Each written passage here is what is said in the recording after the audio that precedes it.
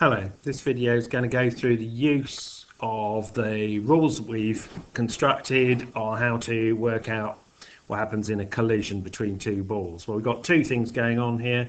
We've got conservation of momentum, we proved, and we've also got Newton's law of restitution. So in this example I'm going to give you, I'm going to have two snooker balls. So we've got a cue ball and we've got a static target ball.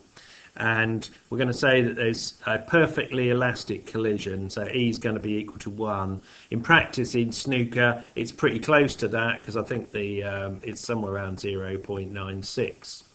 So let's do it as if it's a perfect elastic collision. Got to set this up, and I'm going to set it up so all my arrows are in the same direction, all my velocities. Yeah. So beforehand, the cue ball on the left hand side has got a velocity of u, and the target ball's got velocity of 0. Afterwards, we're going to assume they've got velocities v1 and v2. Again, I've assumed they're going in the right direction, to the right. And first thing I'm going to do is look at conservation of momentum. Well, in conservation of momentum, there's the rule, the law, subbing in the values. I've got mu0 and m0, so momentum of the second ball is 0. Then I've got mv1 and mv2. Both balls weigh the same, all the balls here are the same, so I can then cancel out m, so I get my first equation. So v1 plus v2 must equal u by conservation of momentum. Yep, so we're just splitting up the u between the two balls. The second thing I'm going to do is look at the law of restitution. So I need to know what my speed of separation are and my speed of arrival to put into here. So let's just go back to my diagram and just see.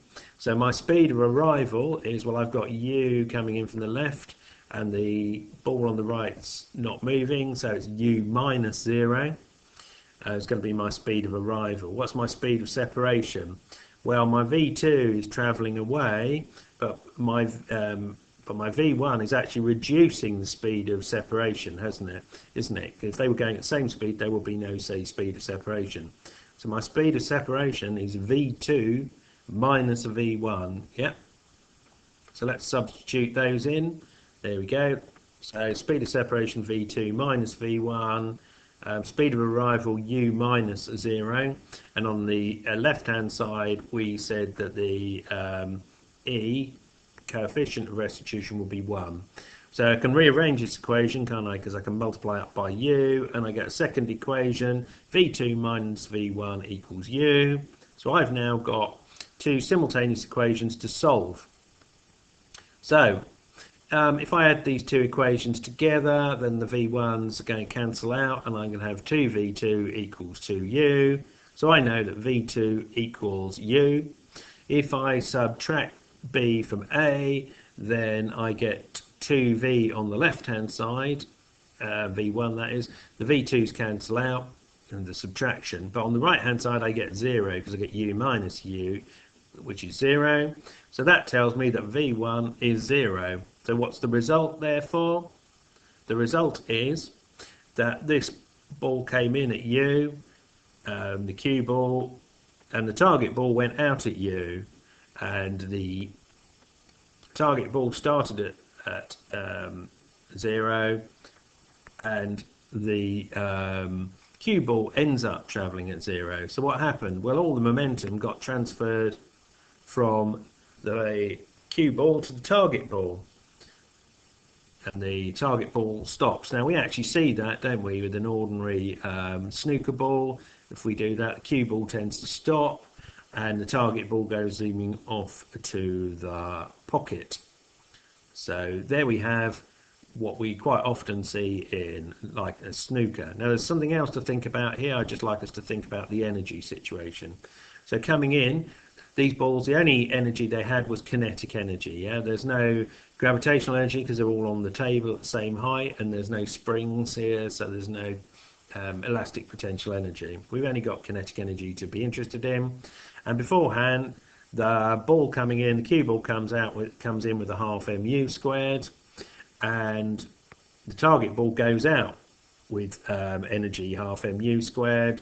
and there's no energy afterward before in the static target ball, and there's no energy afterwards in the cue ball. So what's happened? Well, actually we've got conservation of energy here, haven't we? Because half mu squared there and half mu squared there. So important point to make: if and only if we've got a perfectly elastic collision, we get conservation of energy. Otherwise we don't. Let's look at the other extreme situation. Same thing set up, the cue ball coming in and the target ball static, but now we're going to look at a totally inelastic collision, E equals 0. So I've got the same setup here in terms of my U's and V's. Conservation of momentum will be exactly the same. I've got mu coming in at m0, and I'm going out with v1 and v2. So the equation's the same, v1 plus v2 equals u. But the law of restitution is going to give us a different answer, because the right hand side is going to be the same speed of separation, same speed of arrival, but E is going to be equal to 0. So this equation changes in that it's just going to be v2 minus v1 equals 0. Yep, the u's disappeared. Here's my two simultaneous equations to solve, and if I add those two together, thus cancelling out the v1, I find that 2v2 equals u, so v2 equals a half u, and given equation B tells us that v1 equals v2, then v1 also equals a half u. So what happens? The result of all this is cue ball comes in with speed u, and then both balls head out with speed a half u. Yep, so they're going out together just like that. Both balls travelling together, and that's why it's quite often called coalescing, yeah, because these bodies basically have sort of merged together and they've set off together. Please note that energy is not conserved because the v squared, each one of those halves becomes a quarter when we square them. So here's my summary of what we've learnt so far. Conservation of momentum in a collision exists, so momentum before equals momentum afterwards. If we're looking at a fully elastic collision, we also get conservation of energy. That's a very unique situation, and Newton's laws allow us to bring into our calculations. Newton's law of restitution says that if we know what E is, we can do the calculations to find out what happens to our speed of separation over our speed of arrival to complete our calculations. So there you have it, using calculating the outcome of collisions.